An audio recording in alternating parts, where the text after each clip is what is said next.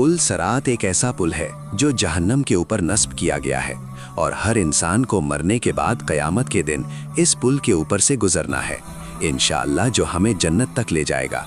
प्यारे दोस्तों, इस वीडियो में हम जानेंगे पुल सरात क्या है और इस पर गुजरते वक्त हमें किन मुश्किलात का सामना करना पड़ेगा और इसको अबूर करने के लिए हमें किन 7 सवालों के जवाब देने होंगे और उन सवालों के जवाब देने में हमें कितना वक्त लगेगा।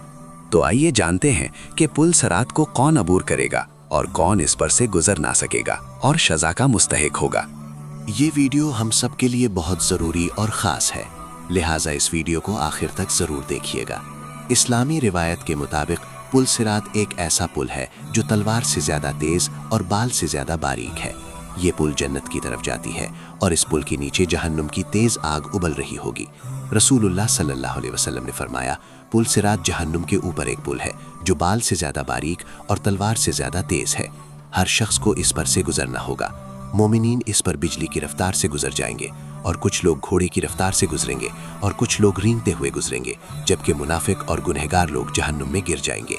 एक और हदीस में रसूलुल्लाह सल्लल्लाहु अलैहि वसल्लम ने इरशाद फरमाया, पुल सिरात 3000 साल का रास्ता है, 1000 साल ऊपर चढ़ाई का है, 1000 साल सीधा है और 1000 साल नीचे उतरने का है, जिसमें खौफनाक जानवर भी होंगे।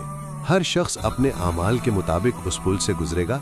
जो नेक लोग होंगे वो आसानी से गुजरेंगे और जो गुनाहगार लोग होंगे उनके लिए इस रास्ते पर से गुजरना मुश्किल और नामुमकिन हो जाएगा।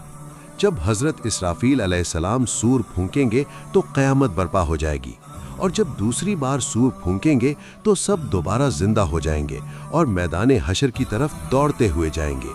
उनके हाथों में उनका नामाए अमाल दिया जाएगा। कुछ लोगों को उनका नामाए अमाल दाएं हाथ में दिया जाएगा और कुछ लोगों को बाएं हाथ में। जिन लोगों का नामाए अमाल दाएं हाथ में होगा वो जन्नत की बशारत पाएंगे और जिनका बाएं हाथ में होगा वो लोग जहन्नुम के अजाब का मुस्तहिक करार पाएंगे। इस नामाए अमाल में हर वो चीज़ लिखी होगी जो हमने दुनिया में की होगी, जैसे कि कुरान में अल्लाह पाक इरशाद फरमाते हैं, जिस शख्स ने ज़र्रा बराबर नेकी की होगी वो भी उसे देखेगा और जिस शख्स ने ज़र्रा बराबर बुराई की होगी वो भी उसे देखेगा। लिहाजा इसके बाद हम दूसरी मंजिल की तरफ बढ़ेंगे। जो पुल सरात है उस पर से हर एक को गुजरना है। पुल सरात एक तारीख अंधेरा पुल होगा। इसमें कुछ खास रोशनी नहीं होगी, जैसे कि रसूलुल्लाह सल्लल्लाहु अलैहि वसल्लम फरमाते हैं, पुल सरात अंधेरों में गिरा होगा और वहाँ सिर्फ वही रोशनी होगी जिसने दुनिया में नेक आमाल अंजाम दिए होंगे। ये नेक आमाल उसके लिए नूर बनकर आएंगे और उसके लिए रोशनी देंगे। एक और हदीस में आप सल्लल्लाहु अलैहि वसल्लम ने फरमाया, क़यामत के दिन सब लोग पुल सरात से गुजरेंगे और इस पुल के दोनों जानिब कांटेदार हुक्स होंगे जो गुनाहगारों को पकड़कर नीचे जहन्नुम में गिरा देंगे। दोस्तों, पुल सरात से गुजरते वक्त फरिश्ते इंसान से उसके नेक आमाल और बुरे आमाल के मुताबिक 7 सवालात पूछेंगे। जो कोई भी इन 7 सवालों का जवाब दे देगा वो इस पुल को आसानी से पार कर लेगा। इंसान से पहला सवाल होगा, तुम्हारा रब कौन है?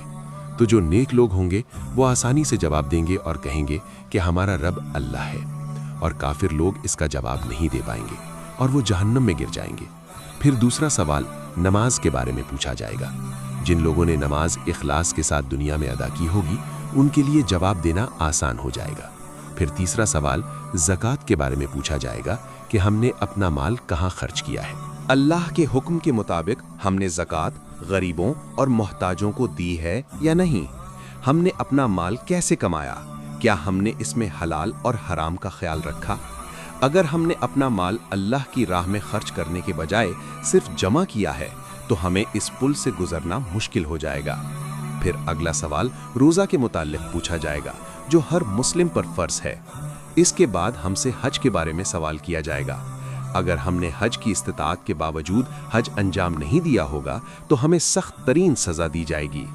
फिर अगला सवाल हुकूक के बारे में पूछा जाएगा, मसलन माँ बाप के हुकूक, औलाद के हुकूक, हमसायों के हुकूक और हर रिश्तेदार के हुकूक के बारे में जो हमारे साथ ज़िंदगी में उठना बैठना है सवाल किया जाएगा। अब आखिरी सवाल सफाई के बारे में पूछा जाएगा। जैसे कि हदीस में है, सफाई और पाकीज़गी ईमान का आधा हिस्सा है। एक और हदीस में है, अल्लाह पाक है और पाकीज़गी को पसंद करता है, इसलिए तुम्हें भी चाहिए कि अपने आप को पाक रखो। یعنی اللہ نے صفائی کو ایمان کا ایک اہم حصہ بنایا ہے، اور جو انسان ظاہر اور باطن دونوں میں پاک ہو اللہ اس سے راضی ہوتا ہے۔ پیارے دوستو، ان سارے سوالات کا جواب جو انسان دے سکے گا وہ آسانی سے اس پل کو عبور کر کے جنت میں جائے گا، اور جو انسان ان سوالوں کا جواب نہ دے سکے گا وہ جہنم میں گر جائے گا۔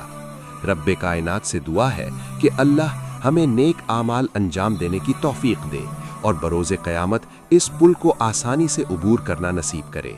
آمین یا رب العالمین۔